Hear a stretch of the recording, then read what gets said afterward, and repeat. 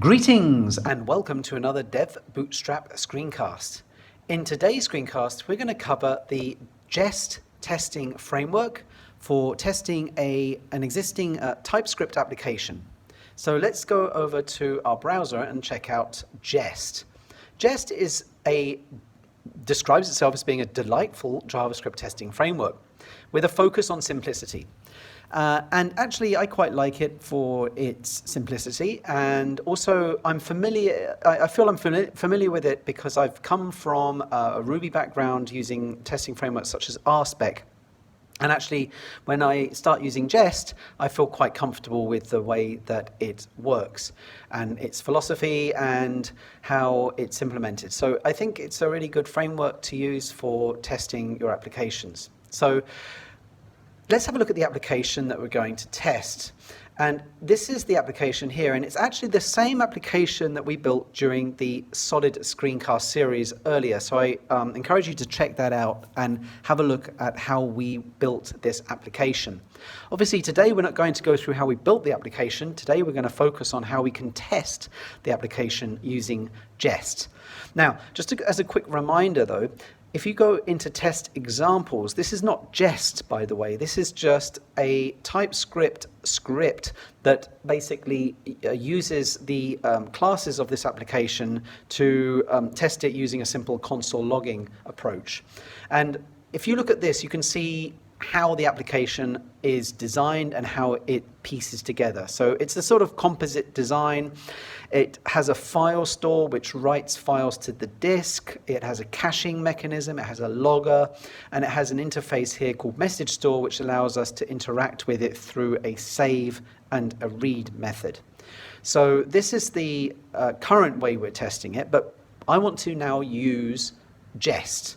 So one of the things that we need to handle is the fact that this is a TypeScript application and not a JavaScript application. There's slightly different things that we need to do for the setup. So speaking of setup, let's first of all install Jest. So we're going to install Jest using npm I for install -D for installing in dev dependencies, and then the Jest package. So that's going to go ahead and install Jest. Then once that's done, we want to install a couple of other packages which are specific to running Jest tests in TypeScript, because I'm going to write all the tests in TypeScript. So let's that finish up. Let's clear the screen here, and let's install the next dependency, which is basically a list of types of Jest, types being the types for TypeScript. So we need to install npm I-d @types/jest. Again, this is the TypeScript types for Jest, so that when we use the application, TypeScript knows what the types we're using are for our Jest application. And the final dependency that I want to install is something called ts-jest, which is basically a little helper that allows us to run Jest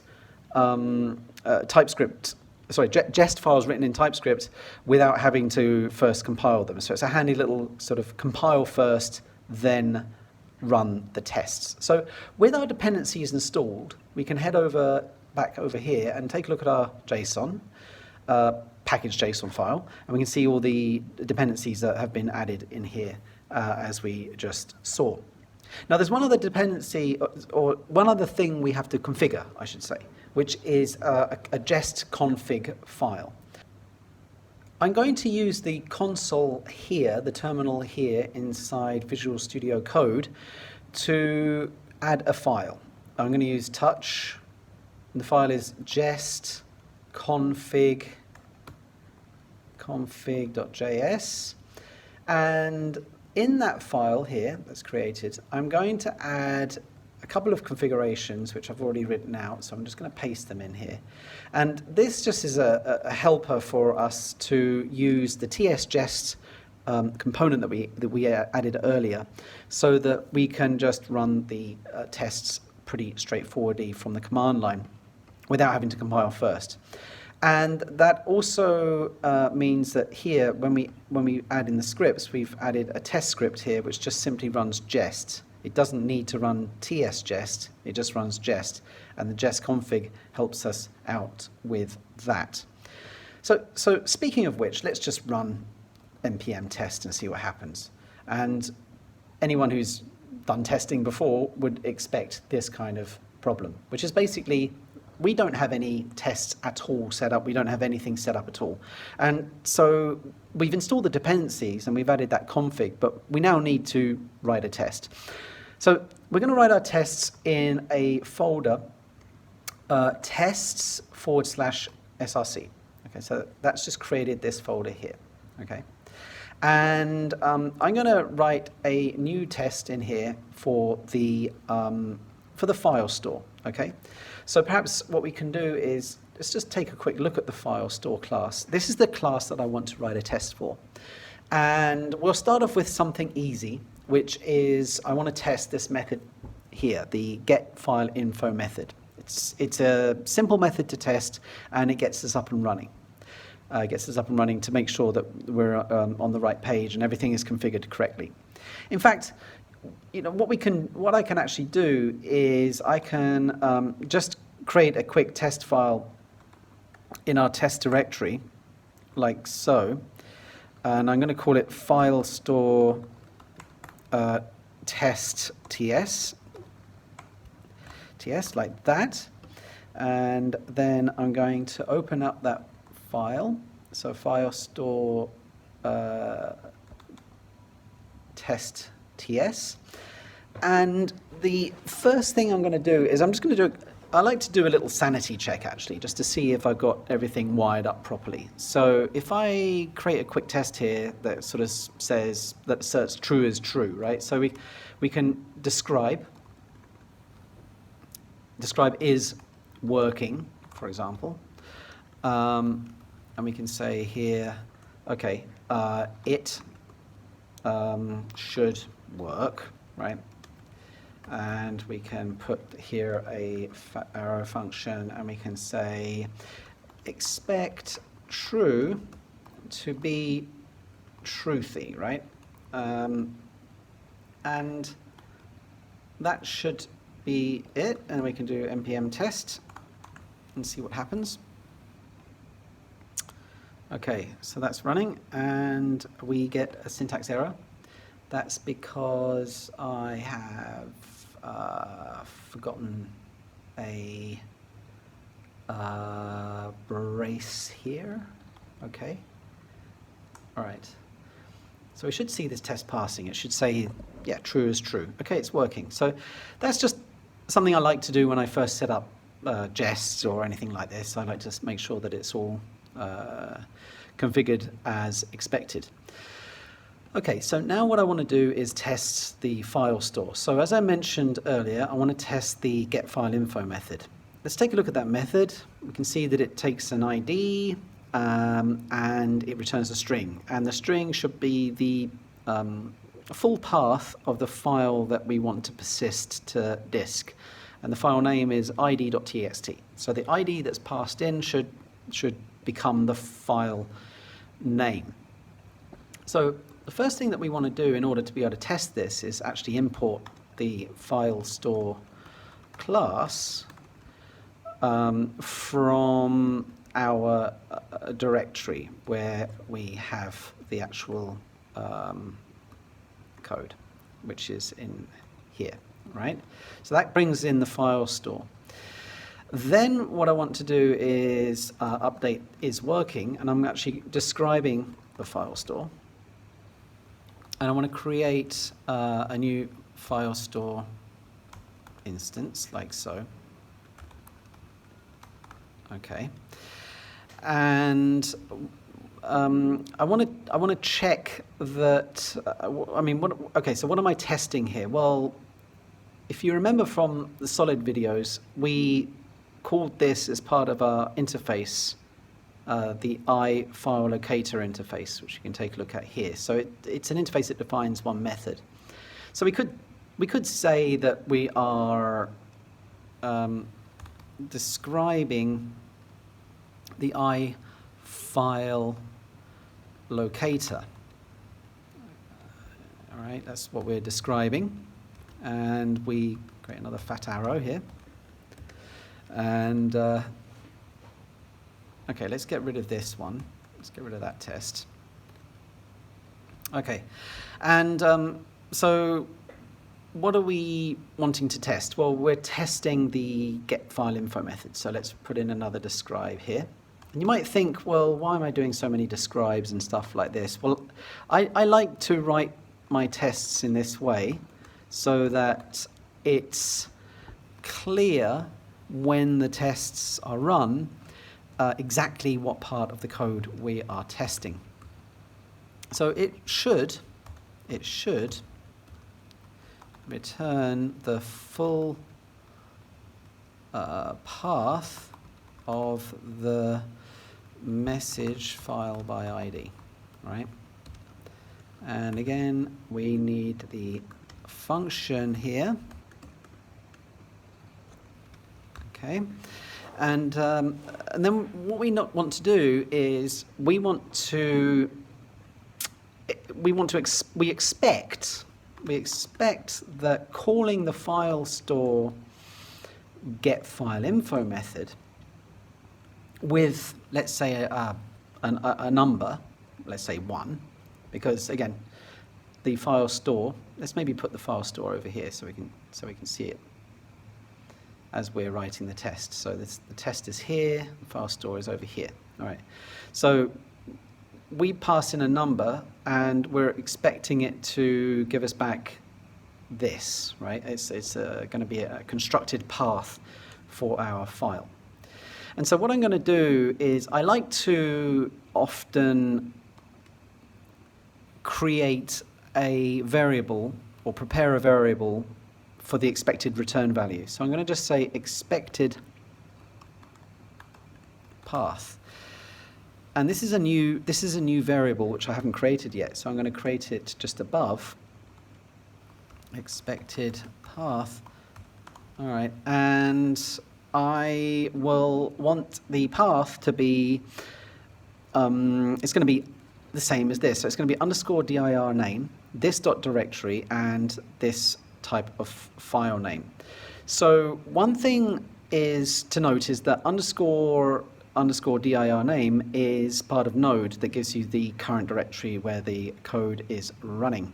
So this is going to be the same. Then I want to add a path separator. And then what is going to be the directory? Well, let's write directory here, but that is a variable that's not yet been defined. Well, okay, let's define the variable for the directory just above here. So we create a new variable directory, that's a string. And where am I going to define this variable? Well, let's just define it in here. So directory is equal to, let's just call it test store for now, okay? So we've got the directory as test store. After the directory, we will expect the file. So the file is going to be the ID passed in. So let's use a like a string template to do this. And so I can put ID like this and then .txt. And again, ID is not defined, so let's just define it up here as being 1, okay? So var ID equals 1. And in fact, if I'm going to define the ID, I may as well pass it in here, right? So now we have defined our directory, we've defined our ID, and this is kind of what we're expecting the file to be returned as, okay? Well, let's run this. So npm test.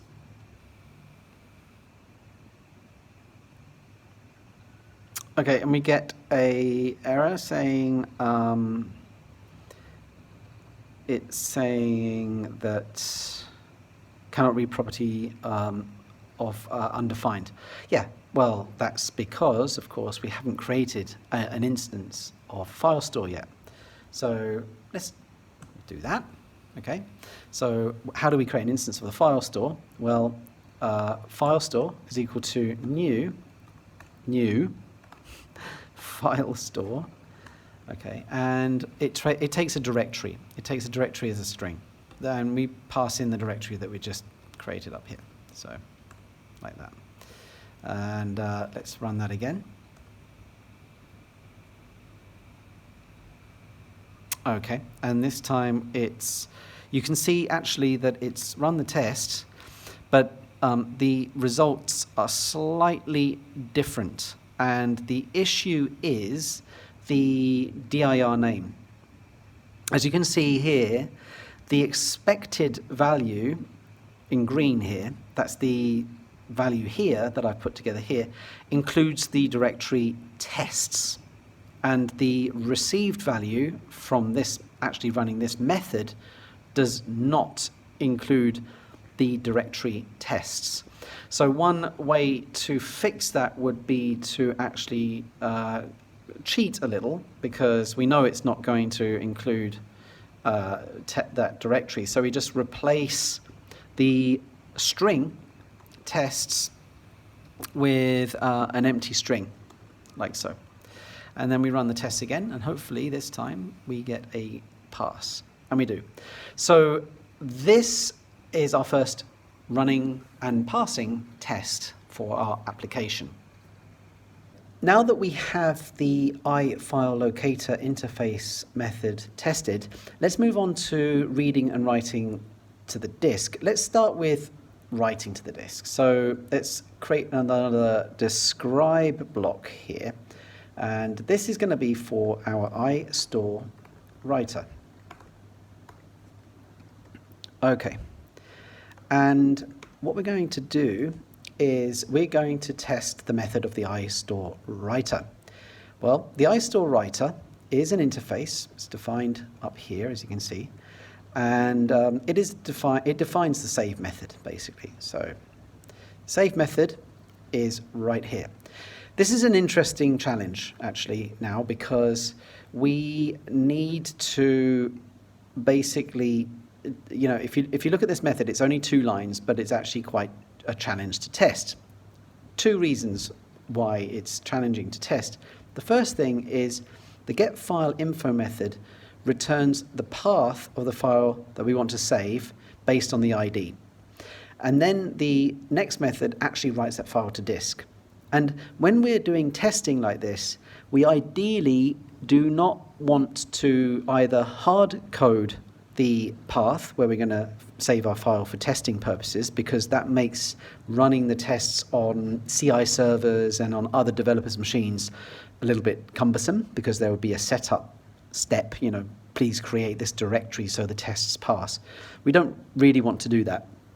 And the other thing is, we don't want to save files into the directory defined by dir name here, which is the directory where the code is running, because that will pollute our project directory.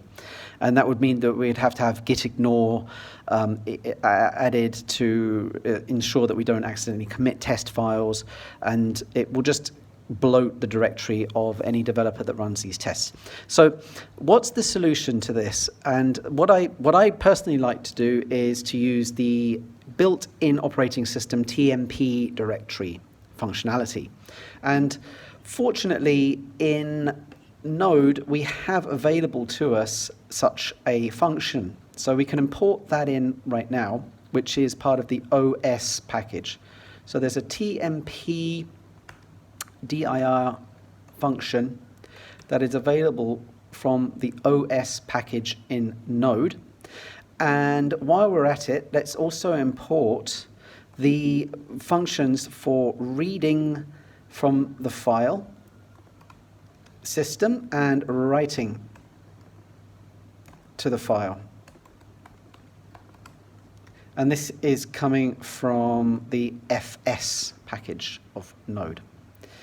And now in here, what we can do is we can describe our save method. So describe, save, okay. So let's describe the save method. Okay, so the save method should, so always start with it should what? Well, it should save the message to a file called id.txt, txt like that. And so remember what I mentioned earlier about where we're going to save this and how we're going to save this. And if you think about it, the way that this method works over here, this save method, you see the first thing it does is it calls getFileInfo, which passes or returns the full file name. And then that full file name is what's passed to the fsWriteFileSync method, and that is then used to write that file to disk at that very specific location. And what I just said was that we don't want to specify that location by hard coding it or even keeping it as it is now. We want to use the tmpdir. So in order to do this, we need to, and of course we can't, obviously we can't change this code here, so we need to mock the code so that the getFileInfo method always returns a specific location in the tmpdir directory from our operating system. So the way that we can do that is as I said, we can mock. So in Jest, we use the jest.fn function to mock functions in a way that we want to, in any way that we want. So if I take the file store class again, and I look at the getFileInfo, to mock that, I just set it to a different function, which in this case will be the jestfn. And in here now we can define the function. So we can kind of override the function if you like. So now I'm going to set a new function, takes the same parameter, an ID, returns a string, but this time we're going to return something else. And what are we going to return here? Well, what I want to do is I want to return the temporary directory, and I want to also return it with the file name id.txt appended to that. And so the way to do that would be to use the tmpdir plus, and then we can use a string template again to grab hold of our id.txt,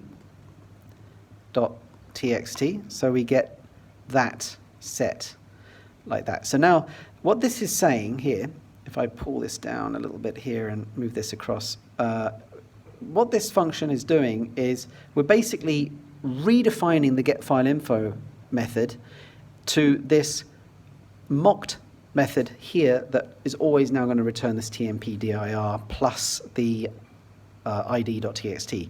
In other words, when this method gets called in here now in our class, in our concrete class here, we actually will be running this method here, which now is nice because we can return the file in the location that we want for our tests.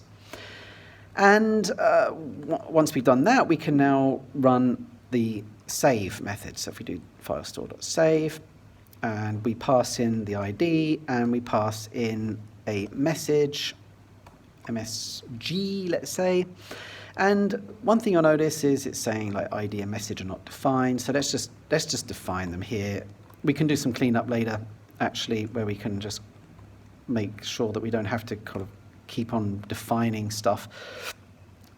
We just call this a new message, like that. Okay, all right. And what we can do now is we can actually write our expect statement. So we expect, and here what we want to do is we want to read the file from the disk. So that's why I included the read file sync. And well, where are we going to get this file from? How do we know where it is? Well, it's going to be this. So we could just copy and paste this in here for now. This should be fine. And one thing to note is that we need to set the encoding to ASCII here. So encoding is ASCII. And what do we expect it to be? We expect it to be the message string. Okay, so that is, there seems to be some issue with, okay, so I've missed a C here, encoding, right. Okay, and so, this should be it, right? So we've got the iStore writer should save the message. We've got an ID of 1, message is a new message. We've mocked the getFileInfo so that that returns this temp directory location.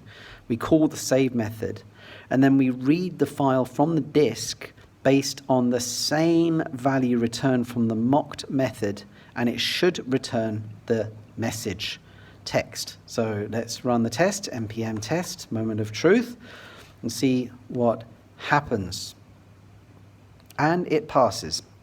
The iStore writer actually now is being tested, and it is passing.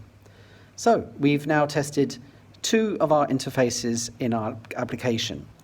Let's move on to the iStore reader. So we're going to describe the iStore reader, like so. And then we're going to test that we can read. Now let's take a simple case first. So if we look at the read method, which is over here in the file store class, let's take the case where the file doesn't exist. So we're expecting it to return undefined. All right. So describe read, and it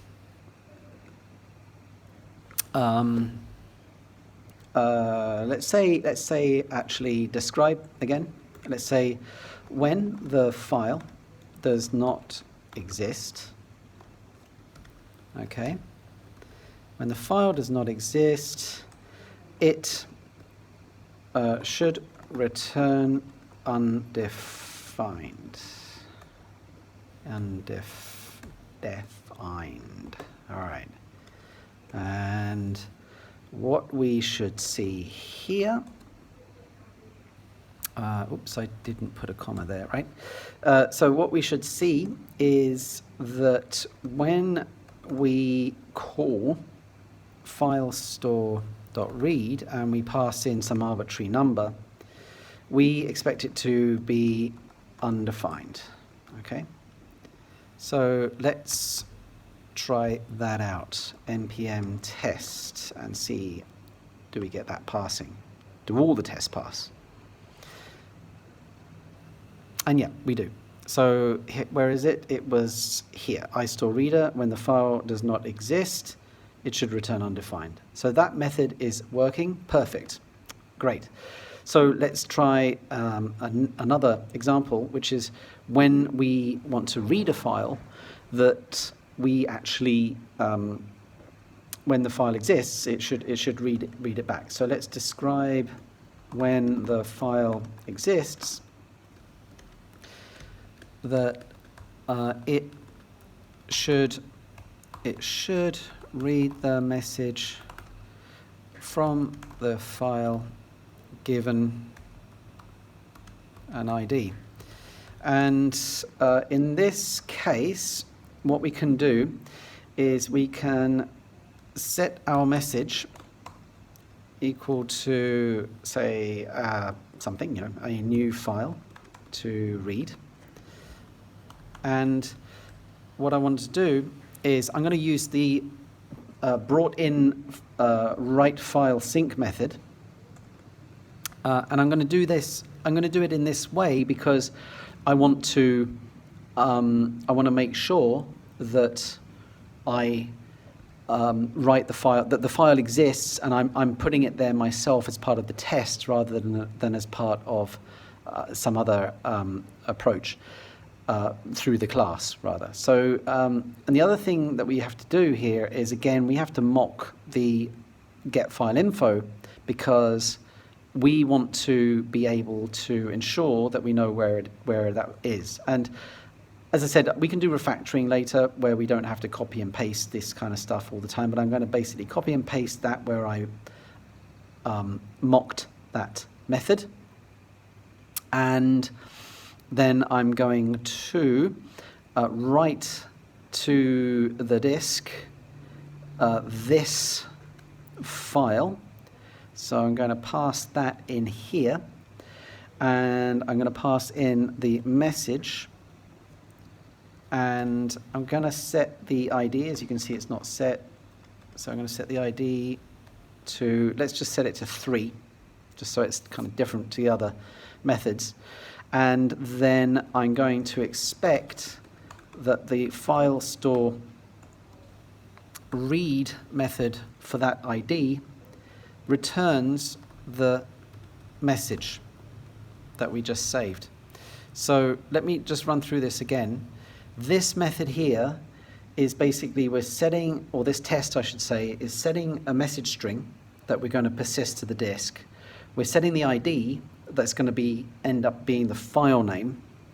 I'm mocking the getFileInfo method of the file store to override it so that it always returns the temp directory followed by the setid.txt. So this is always going to return some temporary directory /3.txt.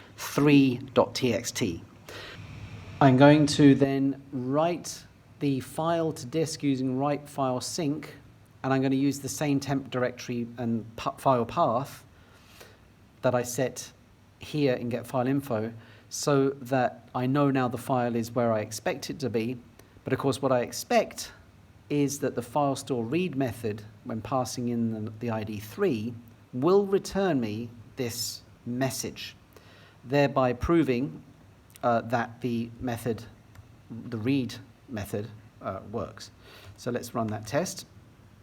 Let's run all the tests for that matter, and that passes.